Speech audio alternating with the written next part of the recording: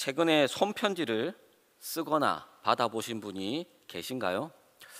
요즘 이메일과 SNS가 보편화되면서 손으로 쓰는 편지를 주고받는 일이 흔치 않은 그런 시대가 되었습니다. 하지만 이 자리에 계신 분들은 아마 예전에 한 번 이상은 편지를 직접 써보거나 또 받아본 경험들이 있으리라 생각됩니다. 여러분들이 그 당시 어떤 기분이었는지 한번 생각이 나십니까? 사랑하는 사람에게 연애 편지를 쓸 때면 자신의 마음을 잘 표현하기 위해서 많은 시간을 고민하고 또 한자 한자 정성스럽게 적습니다. 또 누군가로부터 편지를 받게 되면 상대방이 어떤 마음으로 이 편지를 썼을까라는 기대감을 가지고 우리가 읽곤 합니다.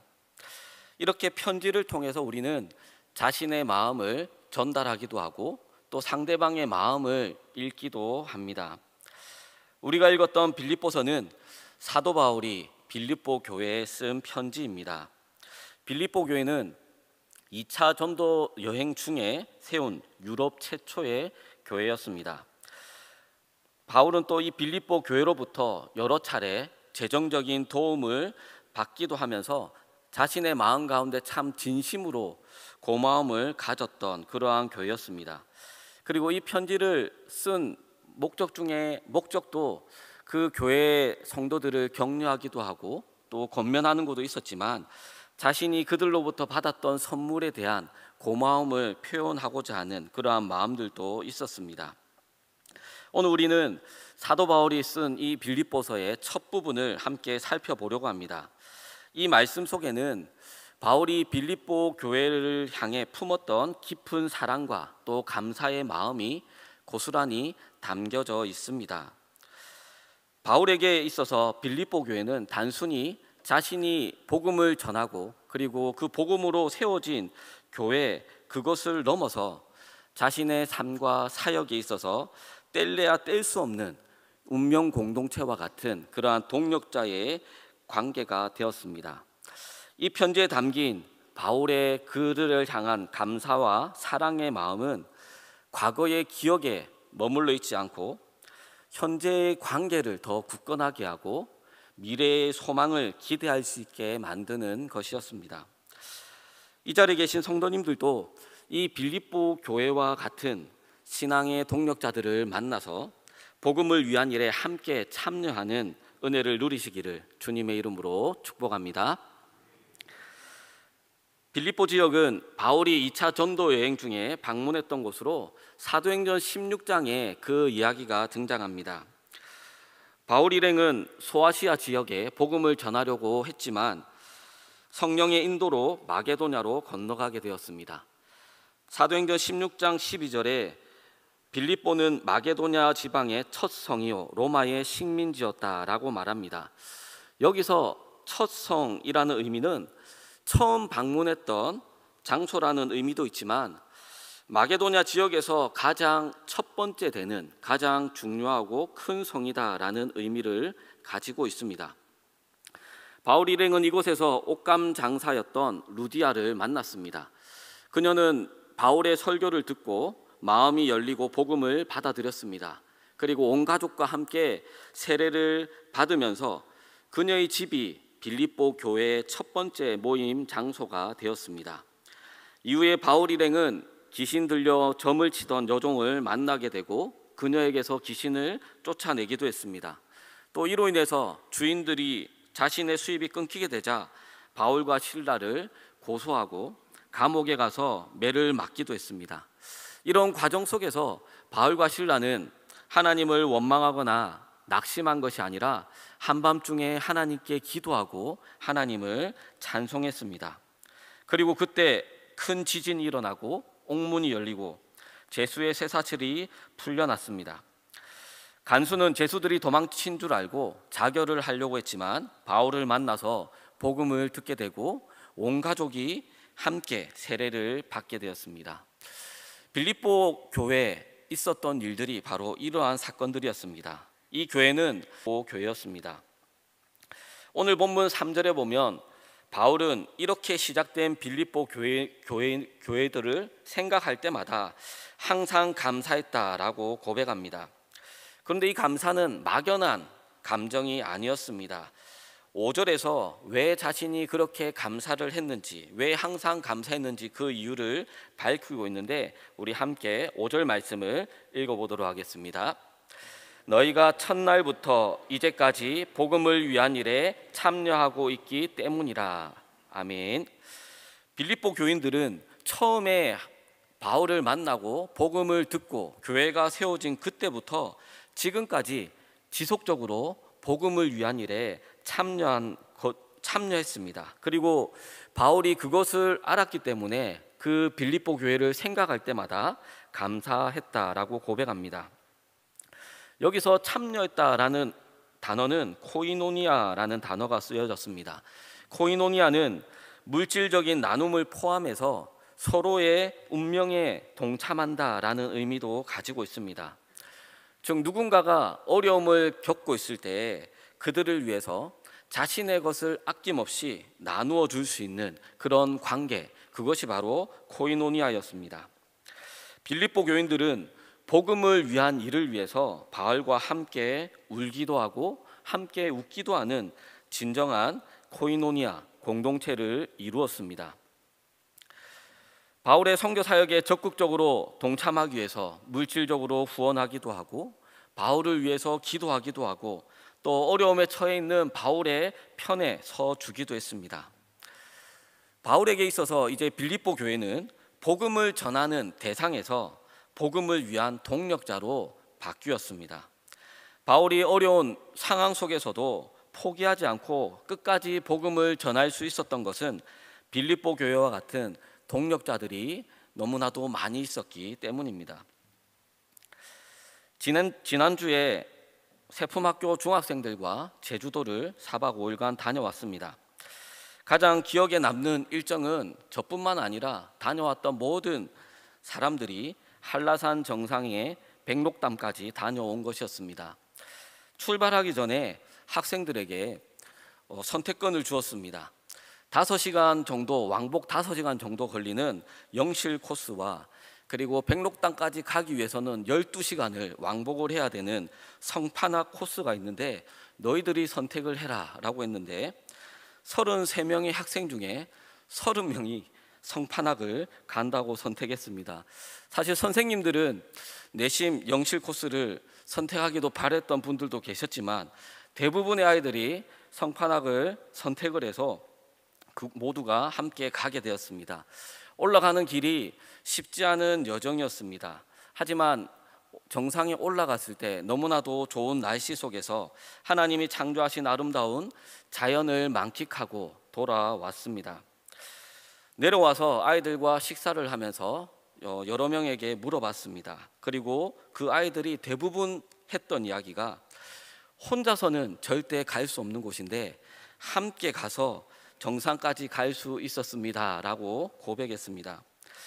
모두가 함께 백록담에 오르는 그 목표를 향해서 출발을 했고 남학생들은 힘들어하는 여학생들의 가방들을 들어주기도 하고 또 앞서가던 친구들은 뒤처진 아이들이 따라올 수 있도록 기다려주기도 했습니다. 모두가 서로에게 격려도 해주고 힘이 되어주었기에 백록담까지 갈 수 있었습니다. 이 경험을 했던 아이들은 혼자서는 힘든 일도 공동체가 함께하면 불가능한 것이 없다라는 것을 깨닫는 귀한 시간이었습니다. 여러분, 바울도 마찬가지였습니다.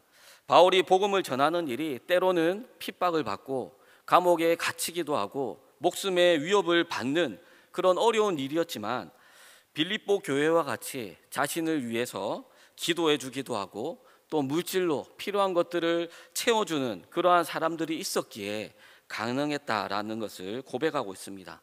그래서 사도 바울은 이 편지를 통해 자신의 그 감사한 마음을 표현하고 있습니다. 바울은 이러한 감사에 그치지 않고 6절에 보면 확신으로 나아가고 있습니다. 6절 말씀 우리 같이 한번 읽겠습니다. 시작. 너희 속에 착한 일을 시작하신 이가 그리스도의 예수의 날까지 이루실 줄을 우리는 확신하노라. 아멘. 여기서 착한 일은 구제나 봉사를 말하는 것이 아닙니다. 이것은 예수 그리스도께서 십자가에서 죽으시고 빌립보 교회를 세우신 그러한 구속 사역을 말합니다. 그러므로 착한 일은 완성될 수도 있고 안 될 수도 있는 것이 아닙니다. 하나님이 시작하신 일이시기 때문에 반드시 이루어지는 것이었습니다. 바울은 빌립보 교회의 겉으로 드러난 모습뿐만 아니라 그들 안에 시작된 이 하나님의 역사도 바라보았습니다. 이 착한 일은 빌립보 교인들이 복음을 받아들인 것에서 시작해서 복음을 위해서 자신의 동력자가 되고 궁극적으로 예수님이 다시 오시는 그날에 완성될 하나님의 구원 역사를 기대하고 있는 것입니다. 이러한 확신이 바울의 감사를 더욱더 깊게 만들었습니다. 그들의 동력이 인간의 노력으로 끝나는 것이 아니라 하나님께서 주관하시고 하나님께서 완성시킬 거룩한 사역이었기 때문입니다. 이런 과거의 감사와 확신은 오늘 본문에 보면 현재의 사랑으로 이어집니다. 7절에서 바울은 내가 너희 무리를 위하여 이와 같이 생각하는 것이 마땅하니 이는 너희가 내 마음에 있음이여 라고 말합니다. 바울은 지금 감옥에 있습니다. 자신의 몸은 감옥에 있지만 그의 마음속에 빌립보 교인들을 품고 있다, 내 마음에 너희들이 있다라고 고백하고 있습니다. 감옥이라는 고립된 장소에 있었지만 빌립보 교인들과 마음으로는 서로 연결되고 소통되었던 것입니다. 빌립보 교인들이 바울이 겪는 고난을 단순히 지켜본 것이 아니라 마치 자신들이 고난을 당하는 것처럼 함께 아파하고 함께 기도해 주었습니다. 바울과 연관된 것을 부끄러워하거나 감옥에 갇혔던 바울을 모른 척하지 않았습니다. 그들은 바울의 사역뿐만 아니라 바울 존재 그 자체를 사랑했습니다. 이러한 깊은 사랑을 받은 바울은 8절에서 이런 고백을 합니다. 우리 함께 8절 말씀 같이 읽겠습니다. 시작. 내가 예수 그리스도의 심장으로 너희 무리를 얼마나 사모하는지 하나님이 내 증인이시니라. 아멘. 여러분, 이것은 문학적인 표현으로 보여줄 수도 있지만 있는 그대로의 사실이었습니다. 바울이 빌립보 교인들을 사랑하는 것은 자신의 사랑, 인간적인 사랑이 아니라 예수님의 사랑으로 했던 것입니다. 단순한 애정을 넘어서 그리스도의 희생적이고 조건 없는 사랑으로 그들을 마음속에 품었다라는 의미입니다. 바울은 자신을 향한 빌립보 교인들의 사랑에 감동해서 그들에게 자신이 받았던 그리스도의 사랑을 다시 돌려주었습니다. 그리고 그것은 서로 깊이 이해하게 만들고 신뢰하는 관계로 만들어냈습니다. 여러분, 우리가 예수님의 심장으로 사람들을 대하다 보면 사랑 못할 사람은 없습니다. 어떤 사람을 사랑하기가 힘들고 용서가 안 되는 것은 자신의 사랑으로, 자신의 마음으로 하려고 하기 때문입니다. 그러므로 예수님을 믿는다는 것, 그것은 우리의 심장이 예수님의 심장으로 바뀐 것이다 라고 말할 수도 있습니다. 갈라디아서 2장 20절에 이렇게 되어 있습니다. 우리 함께 갈라디아서 2장 20절을 읽어보겠습니다. 시작. 내가 그리스도와 함께 십자가에 못 박혔나니 그런즉 이제는 내가 사는 것이 아니요 오직 내 안에 그리스도께서 사시는 것이라. 이제 내가 육체 가운데 사는 것은 나를 사랑하사 나를 위하여 자기 자신을 버리신 하나님의 아들을 믿는 믿음 안에서 사는 것이라. 아멘. 여러분, 이 말씀은 예수님을 믿는 모든 사람들에게 이루어진 복음입니다. 이 말씀에서 우리가 사는 것이 아니라 이제는 내 안에 계신 그리스도께서 사는 것이다. 다시 말하면 예수님을 믿는다는 것은 이제는 내 심장으로 사는 것이 아니라 예수님의 심장으로 살아야 한다라는 것입니다. 여러분들이 혹시 사랑하기 힘든 사람이 있습니까? 그렇다면 하나님께 예수님의 심장으로 그 사람을 바라볼 수 있게 해달라고 기도해 보십시오. 우리의 심장이 아니면, 우리의 심장으로 보면 용서할 수 없고 사랑할 수 없지만 예수님의 심장으로 그 사람을 바라볼 때 우리는 그들을 위해서 눈물로 기도할 수 있게 됩니다. 사랑은 대상자나 환경이나 조건의 문제가 아닙니다. 사랑은 내가 진짜 예수님을 믿느냐 안 믿느냐의 문제입니다. 내가 내 자신이 살아가느냐, 내 속에 있는 그리스도가 사느냐, 그것이 바로 사랑할 수 있느냐 없느냐의 문제라는 것입니다. 사도 바울은 지금 빌립보 교회를 향해서 내가 나의 사랑으로 너희를 사랑하는 것이 아니라 예수님께 받은 사랑으로 너희들을 사랑하고 너희들을 바라보고 있다라고 고백하고 있습니다. 물론 사도 바울만 빌립보 교인들을 향해서 그런 사랑을 베풀었던 것은 아닙니다. 빌립보 교인들 역시도 사도 바울을 사랑했습니다. 사도 바울이 데살로니가에 갔을 때도, 고린도에 갔을 때도, 로마에 갇혀 있을 때도 가는 곳마다 빌립보 교인들이 바울을 위해서 헌금을 보내고 바울에게 필요한 물품들을 보냈습니다. 빌립보 교인들이 왜 이렇게 사도 바울을 사랑할 수 있었습니까? 그것은 사도 바울이 자신들을 그리스도의 심장으로 사랑한다는 것을 느꼈기 때문입니다. 사도 바울은 세상의 것을 다 버리고 예수님 한 분만으로 만족하는 사람이었습니다. 그리고 그 예수님께 받은 사랑을 빌립보 교회에게 전달해 줬고 그것을 받았던 그들 역시 사도 바울을 사랑할 수 있게 되었습니다.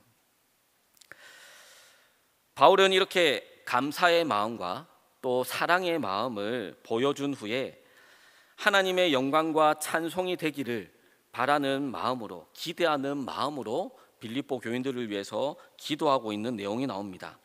바울이 했던 기도의 궁극적인 목적은 11절 후반절에 있는 하나님의 영광과 찬송이 되기를 원하노라입니다. 빌립보 교인들이 이제는 하나님의 영광과 찬송이 되기를 바라는 마음으로 기도하고 있습니다. 타락한 인간은 하나님을 기쁘게 하기보다 자기 자신의 기쁨을 위해서 살아가는 욕망에 사로잡혀 있습니다. 성령님을 통해서 하나님의 사랑을 깨달을 때 그때서야 비로소 하나님의 영광과 찬송이 되기 위해 내가 그렇게 살아야겠다라는 마음이 생깁니다. 바울은 빌립보 교인들이 그렇게 변화되기를 원하는 마음으로 그런 기대를 가지고 기도하고 있습니다. 바울의 이 기도는 빌립보 성도들이 앞으로 무엇을 위해서 기도해야 되고 어떻게 살아가야 하는지를 알려줍니다. 바울은 그리고 구체적으로 하나님께 영광과 찬송이 되는 방법을 기도를 통해 알려주고 있습니다. 첫 번째는 예수님을 다시 만나는 그날까지 허물 없는 모습으로 사는 것입니다. 이것은 하나님의 말씀을 통해 지극히 선한 것을 분별할 수 있어야 가능합니다. 우리가 살아가고 있는 이 타락한 세상에는 자기 모든 것이 다 옳다라고 이야기하지만 우리는 하나님의 말씀으로 분명한 기준을 가지고 무엇이 선한 것인지 무엇이 옳은 것인지를 분별할 수 있어야 되고 그 분별한 것을 분별한 대로 살아갈 때 허물 없이 하나님 앞에 설 수 있는 것입니다. 두 번째는 예수님께 뿌리를 내려 의의 열매가 가득한 삶을 사는 것입니다. 11절에 예수 그리스도로 말미암아 이렇게 된다라고 이야기합니다. 즉 의의 열매를 맺는 것은 사람의 노력이나 공로를 통해서 맺을 수 없음을 의미합니다. 여기서 의의 열매는 그리스도인의 성품과 행동으로 성령의 9가지 열매로 드러나게 됩니다. 그리고 그렇게 살아갈 때 그 모습이 바로 하나님께 영광과 찬송을 돌리는 것입니다. 이러한 모든 삶의 변화와 또 열매를 맺게 하는 것, 그 모든 것의 힘은 하나님을 사랑하는 마음에서부터 시작됩니다. 하나님을 향한 사랑은 강요할 수 없습니다. 먼저 하나님의 사랑을 우리가 경험할 때 저절로 우러나오게 되어 있습니다. 하나님의 사랑을 감동할 때마다 그분을 사랑하는 마음이 솟아나고 그분의 기쁨이 되어야겠다라는 소원이 생기게 됩니다. 바울은 빌립보 교회가 바로 그런 변화가 일어나기를 소원하는 마음으로 기대하는 마음으로 기도를 하고 있습니다. 빌립보 교회가 단순히 자신이 전했던 복음을 받아들이는 것을 넘어서 이제는 복음의 동력자가 되었지만 궁극적으로는 의의 열매를 맺는 그리스도의 날에 하나님 앞에 허물 없이 많은 열매를 맺어서 영광 돌리는 그것을 기대하며 기도하고 있습니다. 이 소망은 바울이 그들을 향해서 가졌던 사랑과 신뢰의 표현이었고, 하나님께서 그들 안에 시작하신 착한 일을 반드시 완성시킬 거라는 확신에 근거한 것이었습니다.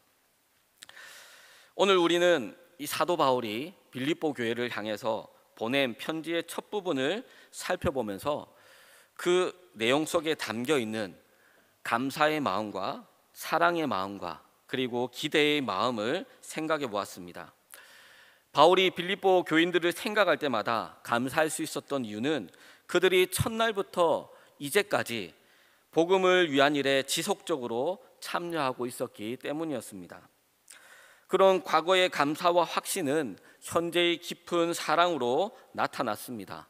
바울은 비록 몸은 감옥에 있었지만 그의 마음 가운데 빌립보 교인들을 품었고, 그 교인들 역시 예수 그리스도의 심장으로 자신들을 사랑했던 바울을 사랑하고 선교 사역에 동참했던 것입니다. 그리고 이러한 감사와 사랑을 바탕으로 해서 빌립보 교회를 위해 기도하며 기대하는 마음을 가지고 있습니다. 사도 바울의 기도의 궁극적인 목적은 바로 빌립보 교인들의 삶이 하나님의 영광과 찬송이 되는 것이었습니다.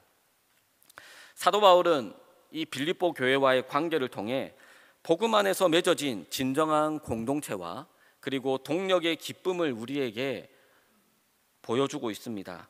그들의 동력은 단순한 협력을 넘어서 함께 울고 함께 웃는 운명을 공유하는 그러한 공동체였습니다. 우리 교회도 이런 빌립보 교회처럼 복음을 위한 일에 함께 감당하는 그런 믿음의 공동체가 되어야 할 것입니다. 지금 교회 곳곳에 붙어 있는 여러분 포스터를 보셨습니까? VIP 초청 행사를 위해서 그 홍보하는 포스터들을 곳곳에 붙여놨는데, 여러분, 우리가 복음을 위한 일을 한다는 것은 바로 그런 자리에 VIP들을 데리고 오는 것입니다. 그것을 위해서 사실 아직까지 시간이 많이 남았지만 벌써부터 그렇게 홍보를 하고 끊임없이 지속적으로 이야기하는 것은 기도로 준비해야 되기 때문입니다. 우리가 초청할 VIP를 마음에 품고 그들을 위해서 기도하고, 또한 셀 모임에서 함께 서로 초청할 그런 대상자들을 함께 기도하는, 그러한 함께 동력하는 그러한 모습들이 나타나야 하는 것입니다. 그뿐 아니라 국내 전도나 해외 선교에도 우리가 함께 힘을 모아야 하고, 다음 세대에게 신앙을 전수하는 그 일에도 우리가 힘써야 할 것입니다. 이 모든 일들이 바로 복음을 위한 일이고 우리 교회 안에서 이루어져야 하는 일입니다. 이것은 믿음 안에서 서로 감사하는 마음을 가지고 예수 그리스도의 심장으로 서로를 깊이 사랑하고 하나님의 영광과 찬송이 되는 의의 열매를 맺는 신앙의 동력자를 만날 때 이루어지기 시작합니다. 함께 복음을 위한 일에 참여하는 복된 삶을 살아가는 저와 여러분이 되시기를 주님의 이름으로 축복합니다.